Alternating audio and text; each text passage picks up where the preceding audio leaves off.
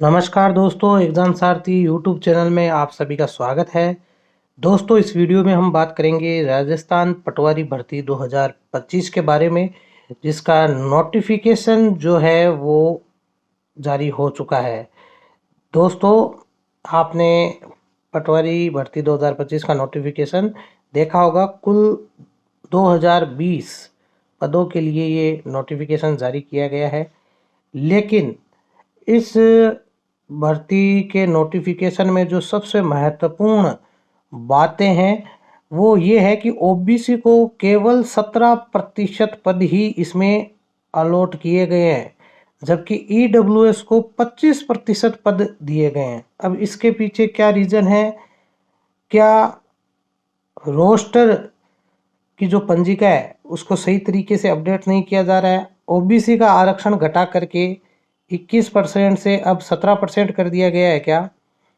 और ईडब्ल्यूएस का जो आरक्षण 10% से बढ़ाकर सीधा 25% कर दिया गया है क्या? और अन्य जो कैटेगरी है उनका आरक्षण कितना कर दिया गया है?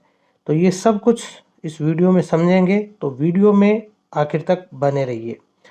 दोस्तों, सबसे पहले तो बात करते हैं कि राजस्थान कर्मचारी चयन बोर्ड जयपुर की तरफ से कल ये नोटिफिकेशन जारी किया गया पटवारी सीधी भर्ती 2025 के लिए, जिसमें आप देख सकते हैं कि पटवारी के कुल 2020 गैर अनुसूचित के 1733 और अनुसूचित क्षेत्र के 287 पदों पर भर्ती हेतु ये नोटिफिकेशन जारी किया गया है। और इसमें जो सेवा और भर्ती की जो शर्तें हैं वो नियम 2014 और अधीनस्थ सेवा नियम 2019 के अनुसार इसमें ये नोटिफिकेशन जारी हुआ है। तो ये सारे नियम आपको ध्यान में रखने हैं कि किस सेवा नियम के अंतर्गत ये नोटिफिकेशन जारी किया गया है, 2019 और 2014। दोस्तों, यहाँ पर ये भी बता दें कि इसमें राजस्व विभाग की अधिसूचना 2022 के क्रम में राजस्थान राजस्व अधीनस्थ सेवा के पटवारी पद को समान पात्रता परीक्षा स्नातक स्तर में शामिल किया है।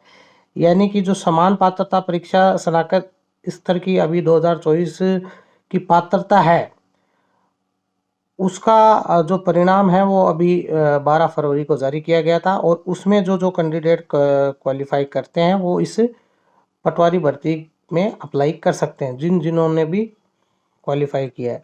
अब दोस्तों बता दें कि इसको अप्लाई करने के लिए आपको क्या करना है। सीधा आप जो है अपने एसएसओ आईडी से जो वन टाइम रजिस्ट्रेशन तो आपका हो ही चुका है, आपको डायरेक्ट जा करके अप्लाई कर देना है। फीस आपको वैसे ही पता है माफ़ है, तो फीस लगेगी नहीं, फिर भी आप चेक कर सकते हैं। अब परीक्षा का आयोजन 11 मई को किया जाएगा 2025 को। यहाँ पर ये तारीख आप देख सकते हैं, और कोई परिवर्तन होगा तो बोर्ड की वेबसाइट पर अपडेट कर दिया जाएगा। आयु की बात करें तो मिनिमम 18 वर्ष से लेकर के 40 वर्ष तक होनी चाहिए, 1/1/2026 के अनुसार, 1 जनवरी 2026 के अनुसार। अब दोस्तों, पटवारी भर्ती परीक्षा का आयोजन विगत 3 वर्ष में नहीं होने के कारण समस्त आवेदकों को अधिकतम आयु सीमा में 3 वर्ष की और छूट दी जाएगी। यानी कि अधिकतम आयु वर्ष जो 40 है, इसमें 3 प्लस कर दीजिए, यानी सामान्य वर्ग के कैंडिडेट 43 वर्ष तक की उम्र तक ये अप्लाई कर सकते हैं। इसके अलावा जो अन्य वर्ग है, जैसे सामान्य वर्ग की महिला को 5 वर्ष की अतिरिक्त छूट और है इस 3 के अलावा। इसके बाद में अनुसूचित जाति जनजाति अन्य पिछड़ा वर्ग आर्थिक रूप से ईडब्ल्यूएस वालों को भी 5 वर्ष की इसमें छूट दी गई है, 5 वर्ष की छूट दी गई है दोस्तों। इसके अलावा अनुसूचित जाति जनजाति अन्य पिछड़ा वर्ग आर्थिक रूप से जो राजस्थान के स्थायी निवासी है महिला अभ्यर्थी है, उनको 10 वर्ष की छूट और अतिरिक्त इसमें दी गई है। तो बहुत सारी इसमें आयु सीमा में खूब छूट दी गई है। और पात्रता और शैक्षणिक योग्यता में देखें तो विधि द्वारा स्थापित जो भी स्नातक स्तर जिन्होंने भी क्वालिफाई कर रखा है, स्नातक कर रखी है, और इसके अलावा ये अलग अलग सर्टिफिकेट ओ लेवल या फिर जो भी आपके पास इस तरीके के सर्टिफिकेट हैं वो अप्लाई कर सकते हैं। कुल मिलाकर के आपके स्नातक होनी चाहिए, और उसके अलावा आपके पास RSCIT है तो भी आप कर सकते हैं। स्नातक में आप कोई भी सर्टिफिकेट होना चाहिए, बस कुल मिला के सब अप्लाई कर सकते हैं इसमें। दोस्तों, अब बात करते हैं कि इसकी स्कीम क्या रहेगी। तो परीक्षा की स्कीम की बात करें तो दोस्तों general science, history, polity, geography of India, general knowledge, current affairs के 25% वेटेज रहेगा। 38 क्वेश्चन रहेंगे। टोटल 150 में से 76 मार्क्स के 2 मार्क्स का एक क्वेश्चन रहेगा। 3 घंटे का ये टोटल पेपर होना है दोस्तों। Geography, history, culture, polity of Rajasthan में 20% वेटेज, बहुत कम वेटेज दिया है। राजस्थान का वेटेज ज़्यादा होना चाहिए था बजाय कि इंडिया के। और नंबर ऑफ क्वेश्चन 30 आएंगे 60 मार्क्स के। General English Hindi 15 question 15% weightage 22 question 44 marks के। मेंटल एबिलिटी, रीजनिंग और न्यूमेरिकल एफिशिएंसी आपकी आएगी 30% वेटेज है 45 क्वेश्चन 90 मार्क्स के। बेसिक कंप्यूटर में 10% वेटेज दिया है 15 क्वेश्चन 30 मार्क्स के। टोटल जो 150 क्वेश्चन है वो 300 मार्क्स के होंगे और साथ ही इसमें 1/3 नेगेटिव मार्किंग भी होगी अगर आप गलत करते हो या खाली छोड़ के आते हो 5th ऑप्शन। तो दोस्तों अब बात करते हैं पदों की जो सबसे विवादास्पद इसमें रही है। आप यहाँ पर देख सकते हैं कि जिलेवार हर एक कैटेगरी के पदों की संख्या बताई गई है। पूरा नोटिफिकेशन आप देख सकते हैं कि सामान्य वर्ग के अलग अलग सब कैटेगरी, महिला, पुरुष, विधवा, परित्यक्ता के कितने पद हैं, ईडब्ल्यूएस के कितने हैं, अनुसूचित जाति, अनुसूचित जनजाति, 12 जिले की जो अनुसूचित क्षेत्र है, पिछड़ा वर्ग और अति पिछड़ा वर्ग के कितने पद हैं। तो यहाँ पर सबसे महत्वपूर्ण जो विवाद हो रहा है कि टोटल जो गैर अनुसूचित क्षेत्र के 1733 पद है, इसमें आप यहाँ पर देख सकते हैं कि जो सामान्य अनरिजर्व्ड श्रेणी के जो पद है उनकी संख्या 447 है।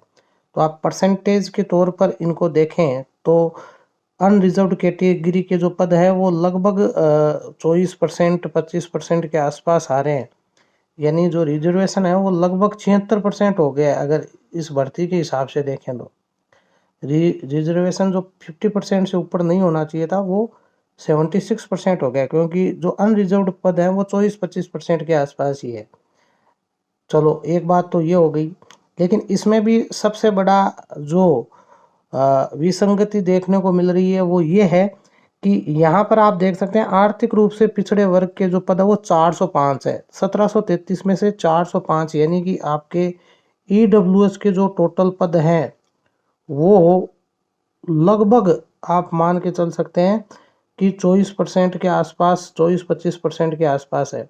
जो अनरिजर्व्ड थे वो लगभग 26% के आसपास है। आप अगर कैलकुलेशन करोगे तो इससे मात्र 1-2% ही कम है। ईडब्ल्यूएस को 24 से 25% जो है पद दिए गए हैं इस भर्ती में, यानी 1/4 पद ईडब्ल्यूएस को दे दिए गए हैं। यानी जो ईडब्ल्यूएस संख्या में अगर आप ओवरऑल जनसंख्या में देखें शायद 3% भी नहीं होंगे ओवरऑल जनसंख्या में, उनको 25% पद इस भर्ती में दे दिए गए हैं। ऐसा ही सूचना सहायक में भी देखा होगा आपने और अन्य भर्तियों में आपने देखा होगा पिछले 3-4 साल से जो भर्तियां हो रही है खास तौर पर 2019 के बाद, उसमें ईडब्ल्यूएस का जो आरक्षण कहने को तो 10% है, लेकिन इनको अलग अलग भर्तियों में जो पद दिए जा रहे हैं वो किसी में 25%, किसी में 20%, किसी में 15%, जो कि इनका जो नियत कोटा 10% तय किया गया है उससे कई ज़्यादा है। अब ये क्या है, रोस्टर की जो पंजिका में ये गड़बड़ कर रहे हैं अधिकारी वर्ग, उसका नतीजा ये है कि जिन लोगों को आरक्षण का लाभ मिलना चाहिए उनको नहीं दिया जा करके वो अन्य वर्गों में जा रहा है। अब ईडब्ल्यूएस का जो आरक्षण है वो 10% सरकार ने तय किया है, हालांकि आर्थिक रूप से जो आरक्षण है उसका प्रावधान संविधान में कहीं नहीं है और ये होना भी नहीं चाहिए था, क्योंकि ऐसा संविधान में कभी भी नहीं था कि आर्थिक आधार पर आरक्षण हो। ये सामाजिक आधार पर आरक्षण दिया गया था। तो आर्थिक आधार पर अगर आरक्षण दिया जाता है तो वो सभी वर्गों को दिया जाना चाहिए, यानी कि ओबीसी, एसटी, एसटी और एमबीसी, अन्य जितने भी वर्ग हैं उन सभी को आर्थिक आधार पर आरक्षण दिया जाना चाहिए। तो उस हिसाब से तो आरक्षण अन्य वर्गों को भी इस 10% में शामिल किया जाना चाहिए था। लेकिन ये जो सामान्य वर्ग है उसके भी जो 3% लोग हैं, यानी जो सामान्य वर्ग है उनकी जनसंख्या लगभग 15% भी नहीं है, और 15% में भी जो इसके इस 15% में 3 से 4% जो लोग हैं उनको 10% आरक्षण दिया गया। हालांकि कई जो सामान्य वर्ग के लोग हैं 15% वो ईडब्ल्यूएस का सर्टिफिकेट बना लेते हैं फर्जी तरीके से। तो उसका भी कोई इसमें तोड़ नहीं है कि कौन ईडब्ल्यूएस है कौन नहीं है, उसकी भी कोई पहचान नहीं है क्योंकि सर्टिफिकेट कोई भी बनवा लेता है। तो ये जो 10% आरक्षण दिया गया है इसको भी अगर लागू करें तो इनके पद 173 होने चाहिए थे, 173 ज़्यादा से ज़्यादा 173-74 पद होने चाहिए थे 10% के हिसाब से, लेकिन इनके पद सीधे ही 405 कर दिए गए हैं। लगभग 25% भर्ती का 25% पद इनको दे दिए गए हैं, जो कि बहुत ही बड़ी विसंगति है। अब जब विभाग में पता किया जाता है तो बताया जाता है कि जो रोस्टर पंजिका है उसको सही तरीके से अपडेट नहीं किया, जिसमें होता ये है कि जो पिछली भर्तियों के माध्यम से अन्य कैटेगरी के लोग सामान्य यानी अनरिजर्व सीट पर क्वालिफाई होकर लगे हैं, नौकरियों में नियुक्तियां पाए हैं, जिन्होंने सामान्य जो अनरिजर्व्ड अनारक्षित सीट पर के कोटे से जो नौकरियां लगे हैं, ओबीसी एमबीसी एससी एसटी के लोग, उनको अनारक्षित सीट पर काउंट नहीं करके रोस्टर पंजिका को अपडेट करते समय उनको अनारक्षित पदों में काउंट नहीं करके उनको खुद की जो कैटेगरी है ओबीसी एससी एसटी उन्हीं में के काउंट कर लिया जाता है, जिसकी वजह से जो एक्चुअल में ओबीसी एससी एसटी की सीटें रिक्त रहनी चाहिए थी वो रिक्त नहीं रहती है, क्योंकि इनमें अनारक्षित रूप से लगे हुए अनारक्षित सीट पे लगे हुए लोगों को भी ओबीसी एससी एसटी में काउंट कर लिया जाता है, तो ओबीसी की सीटें भर जाती है। ऐसा ही एससी एसटी अन्य वर्गों के साथ होता है, तो वो बची हुई सीटें अब सामान्य सीटों में चली जाती है। जो सीटें ओबीसी को मिलनी चाहिए थी वो ओबीसी की तो फुल हो जाती है, जो रिक्तियां वो कम रह जाती हैं, और जो एक्स्ट्रा जो सीटें बच जाती है वो अनारक्षित श्रेणी में या ईडब्ल्यूएस को दी जा रही है। तो ये इस तरीके से विसंगतियां सामने आ रही है, तो इसका निवारण किया जाना चाहिए। आप यहाँ पर देख सकते हैं कि ओबीसी के जो पद हैं, यहाँ पर पिछड़ा वर्ग में आप देखेंगे तो 303 पद ही हैं, तो 1700 में से 303 लगभग आपका 17% के आसपास बैठता है। तो जहाँ ओबीसी का आरक्षण 21% है उन्हें 17% ही मिल रहा है। अन्य कैटेगरी का भी अगर आप देखोगे तो कुछ ऐसा ही मामला है, क्योंकि ओवरऑल जो आरक्षण का स्ट्रक्चर है उसमें पूरी तरीके से झोल यहाँ पर अधिकारियों के द्वारा कर दिया गया है। क्योंकि रोस्टर पंजिका जो है, जो सरकार ने नोटिफिकेशन भी जारी किया है कई बार, हाल ही में 2021-2019 में भी एक नोटिफिकेशन सरकार की तरफ से जारी किया गया था। विभागों को ये कहा गया था कि जो रोस्टर पंजिका है उसको सही तरीके से अपडेट किया जाए, जो जिस श्रेणी में नियुक्ति पा चुका है उस अभ्यर्थी को उस व्यक्ति को उसी श्रेणी में काउंट किया जाए, न कि उसकी व्यक्तिगत जो श्रेणी है ओबीसी एसटी एससी एमबीसी उसमें काउंट किया जाए। लेकिन होता यह है कि जो अधिकारी हैं, एक तो वहाँ भ्रष्टाचार है, दूसरा काम करने का तरीका उनका पूरा ही ऐसा है कि उन्हें कोई मतलब भी नहीं है कि क्या काम वो करने जा रहे हैं। तो इसी लापरवाही के चलते जो अनरिजर्व्ड कैटेगरी में नियुक्तियां पा चुके एससी एसटी एमबीसी ओबीसी के कैंडिडेट है, उनको अनरिजर्व्ड श्रेणी में काउंट नहीं करके उनके पदों को ओबीसी एससी एसटी अदर में ही काउंट किया जाता है, जिससे ओबीसी और एससी एसटी एमबीसी के पद जो रिक्त पद हैं वो कम रह जाते हैं। और इसीलिए ये देखने को मिल रहा है कि ओबीसी को 17%, इसी तरीके से एससी एसटी का भी कुछ कम हुआ है, एमबीसी का कम हुआ है, लेकिन जो बचे हुए पद हैं वो ईडब्ल्यूएस में डाल दिए जा रहे हैं।